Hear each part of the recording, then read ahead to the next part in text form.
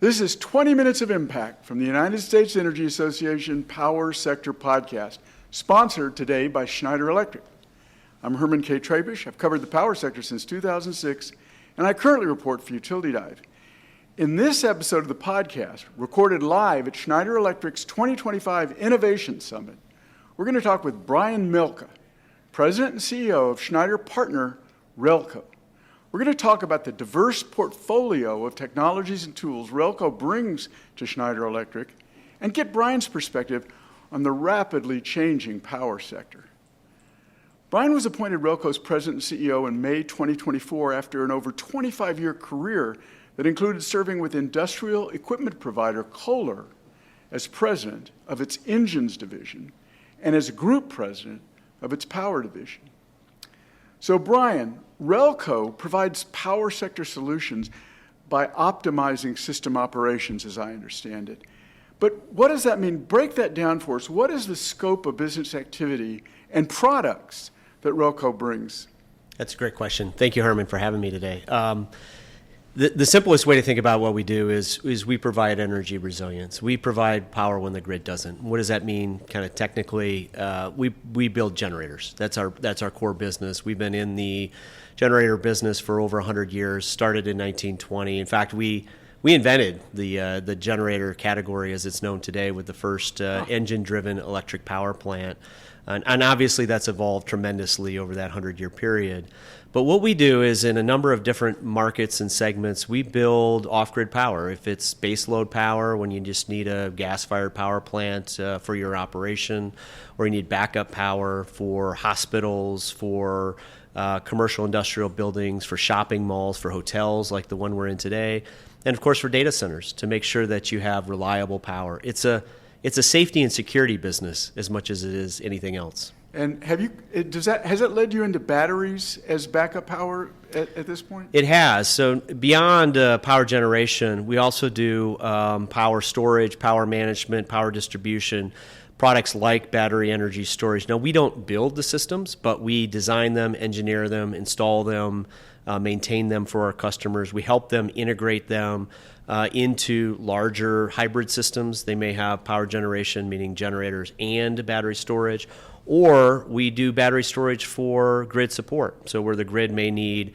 a short duration of power or frequency management, we'll build a 20 or 40 or 100 megawatt battery storage system for them as well. But beyond that, again, because our main business is energy resilience, we do a lot of different products.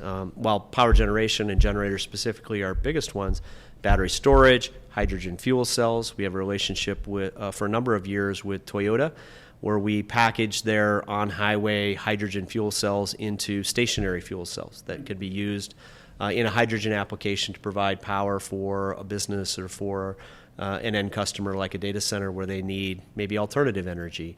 But we also can integrate that with, again, while we don't build solar fields or wind farms, we can integrate that power along with other products into a hybrid solution or a microgrid, so to speak, to provide power at any type of location. Yeah, that's what I want to dig into that one first.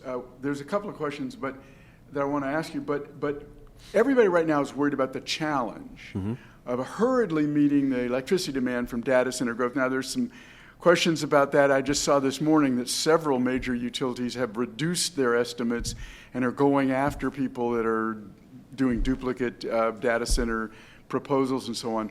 But whatever that turns out to be, it seems like it's going to be a lot of load growth.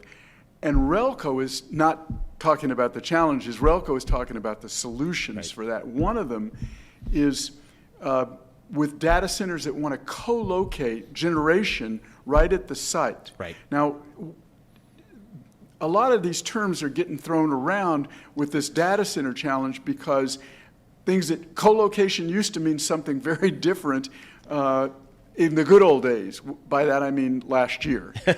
And but the idea is, what do you mean when you say that you are going to optimize co-location for data centers? And why do data center owners seem to be really drawn to that idea? I think to answer the question, you kind of got to back up a minute and look at kind of the landscape of what's going on. And data centers are just an example because they're such a headline example that everybody's talking about. But it really starts with the fact that 60 to 70% of the current utility infrastructure in the U.S. Is reaching end of life.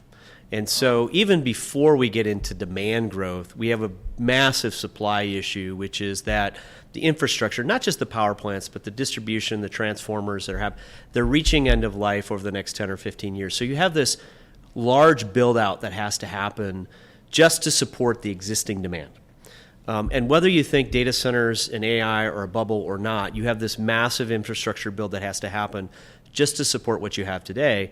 Then you have homes. Homes continue to draw more power every year, and it's only 1% every year, but it's 1% every year, year after year after year. You have businesses that are automating, that are driving more electrification in their businesses, and that's before you get to data centers. Mm-hmm. And so you have to start with this realization that the current infrastructure model is aged, dated, and needs to be rebuilt, and excess capacity or additional capacity has to be added. Now, why data centers become so important is because they're the single largest kind of single draw of power in any area. It's an unprecedented sudden attack on it hasn't been around, hasn't happened like that since the air conditioners. It hasn't. And a data center 5, 6, 7 years ago was 5 megawatts. Yeah. So its draw on the grid was nothing. The average data center in the United States last year was 100 megawatts. Whoa. And they're talking about 1 gigawatt. And so when you put this aged infrastructure together and this large consumer of power, whether it continues to grow on AI or not, you have this large, why not build the data center and the power plant right next to each other? Mm. And that's what we're talking about. So in order to rebuild that capacity, build it on site. Build it right next to the biggest consumer of power. And then any excess can go off into the utility network, into the distribution lines. But why build it hundreds of miles away, run high voltage cables all over the place, only to have all that power loss and inefficiency? So what we're talking about is building power plants right next to the data centers. But behind the meter? Behind the meter or grid interactive. There's some cases where some of that power, they'll build larger than what they need, will be kind of sold back to the grid, so to speak. But most of it today is about building it behind the meter. And the reason being is that the data centers need the power now, and they can't get it fast enough. And speed to power is so critical. Yeah. And so again, why build it a long ways away? Why not build it right next to a 50 megawatt data center, 100 megawatt data center? Because that's the same amount of power that a typical town or city of 100,000 people draws. So why not just build it right next to that consumption? I understand that. Yeah. But the thing that's confusing is if it's behind the meter, who is the plant owner going to control it? Or do you bring some sort of a control system when you build that plant behind the meter? Do you have some sort of control system so that the data center owner doesn't have to worry about, am I online, am I offline, how does that work? Because that's what the utility normally does. Right. So, and that's if it's on the outside of the transmission system, but co-located. But so I think you understand my question. Absolutely. So the model today, and I think this will evolve, the model today is that in many cases, the data center owner operator is building the power plant and running the power plant. We'll provide maintenance support. We won't own the power plant, though. And now there are some cases where there are scenarios like that. Schneider has a business, for example, where they will build it, run it, and provide you energy as a service. So there are those models out there. We don't do that today, but there are partners like Schneider that actually do that. And they'll actually run that plant for you, do it as energy as a service so that you can, as a data center operator, you can get your power, but you don't have to worry about running the power plant. That's not their core competency. I think we'll see that evolve to more and more, where there'll be a third party involved, or there'll be major OEMs who are going to own and operate. Or you'll see some utility partners who will say, I'm going to own and operate that, but I'm going to have it dedicated or largely dedicated to that data center. And the advantage to that for the utility providers is they don't have to put the capital load on the rest of their retail consumer base, because that's one of the biggest pushbacks to data center power expansion is I, as an average consumer, I have to front load the capacity build, the CapEx build.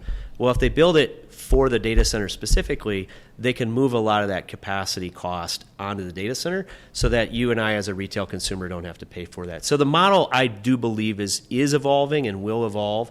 The interesting thing is it's evolving real time. This is not 5 years in the future. This is not 10 years in the future.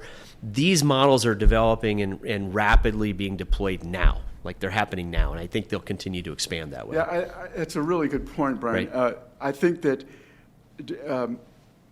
one of the reasons that everybody's talking about this is because we actually don't know how the ultimate model is going to wind up. It's something that you aren't used to seeing in the power sector.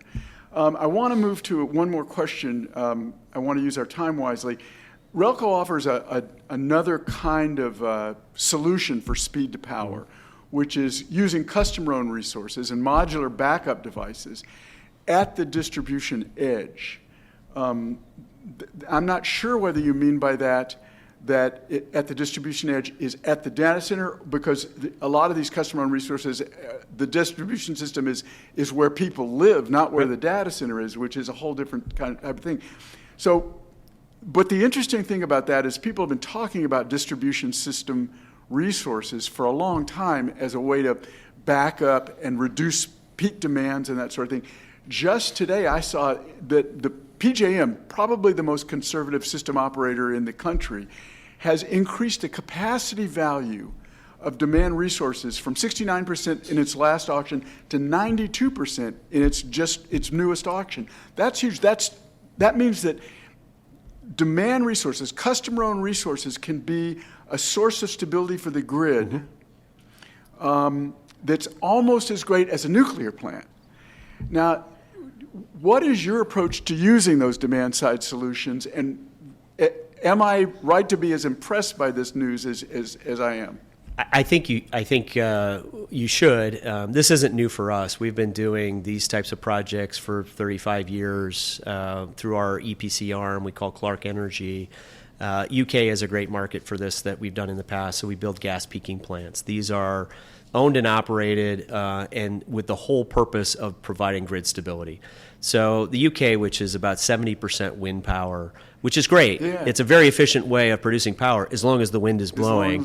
But the wind and it doesn't always play nice with the demand. And so for very short periods of time, you need to bring on extra capacity. And it's especially appropriate for that because wind and sun, they're weather, and weather can be predicted, so you can be prepared. It's a variable resource. Right. It's not an intermittent resource in the sense that you don't know when it's going to happen. That's something people don't understand. And so you can build to be prepared with your solutions. And you can bring it online fairly quickly. These are often brought online in minutes. They provide minutes to maybe hours of stability for the grid, and then they go offline. That's a model that's worked really well in the UK. I see that more and more as a potential model in the United States. Beyond just peaking plants, there are millions and millions of megawatts of installed power that exists today that's sitting idle that could be brought online to be able to provide grid support. And by that I mean diesel generators in everything from hospitals to shopping malls to gas stations to even homes where there's a lot of backup power sitting idle. There are ways to bring them up to emission standards that would allow them to come online and provide peaking support, which would be a tremendous asset versus building another power plant, because the assets are already there. We just need to bring some of them up to the regulatory requirements, and we need the regulatory rules to allow us to do that. But that's a tremendous opportunity to provide grid support, to be able to support the expansion of demand that's happening with data centers and other environments by using the assets that we already have today. Yeah, that's the thing. These assets have already been paid for. They've already been paid for. Yeah. Most of them sit idle because their insurance policies bring them online. Yeah. There's a great opportunity to do that. And I think there are some environments where that's looked at more than others. Some utility providers see that as competition. I don't think it's competition. I think, in fact, they can regulate those assets. They can bring them online, much like the UK market does in terms of bringing this extra capacity online. But we need to change the regulatory environment to allow for that, and you have a lot of assets available to be able to do that. Not just from us, but from others. Okay, I don't think we have a whole lot of time left, but I do want to get into this question. You've mentioned a lot of times in your conversation about what you see coming, and your staff gave me the heads up that you really have a vivid vision of the future of the power system, so I want you to talk about it a little bit. First of all, get out your crystal ball. Is this AI bubble going to burst? Or is AI electricity demand going to change the system and it make it over in its own image? And some other questions just to throw out where you want to go with this. Are we going to see something happen where an all-of-the-above strategy is going to emerge so that everybody that has anything to offer can offer it? And finally, that distribution system resource, is that going to get pushed aside because of the need for power demand? So just a few questions. Take it where you want to go and tell me your future vision. There's a lot of questions in there about I that. I think very clearly that the current infrastructure market that we have, and what I mean by that is the utility distribution. It was laid down 135 years ago when the first 14 miles of cable were laid outside of Portland, Oregon. It has not changed in 135 years. I believe it is changing real time. I believe it will change. And what I mean by that is that this idea of large central power creation and distribution is going away to a distributed energy model. Both traditional models in terms of, say, gas power generation, diesel backup power generation, but also adding renewables to that. And that is that power is going to be created, managed, stored, used, and even distributed on a very local basis, to where the grid of the future becomes an infinitely connected set of microgrids. And the utility of the future becomes the marketplace at which, whether it's a data center or any other asset owner, can sell power and choose to sell power back into the grid. There will still be a need for that. There'll still be a need for transmission. There'll still be a need for that marketplace. But the reality is the biggest consumers of power are data centers. And so they're going to tip over the market. A lot more of the data center is going to drive local power generation and consumption, which is going to change our utility infrastructure of the future. I don't know if that's the next year. I don't know if that's the next 10 years, but that's clearly where we're going. Yeah, and we're going to get to watch it all in real time. That's a good place to leave it, and I have to say thank you very much, Brian. Rehlko President and CEO Brian Melka has described his cutting-edge set of solutions for meeting today's accelerating electricity demand. I also want to thank our sponsor and host, Schneider Electric, and as always, I want to thank our listeners for taking the time to check out the USEA Power Sector Podcast. Don't forget to subscribe, like, and share with everybody you know our quest for energy transition solutions.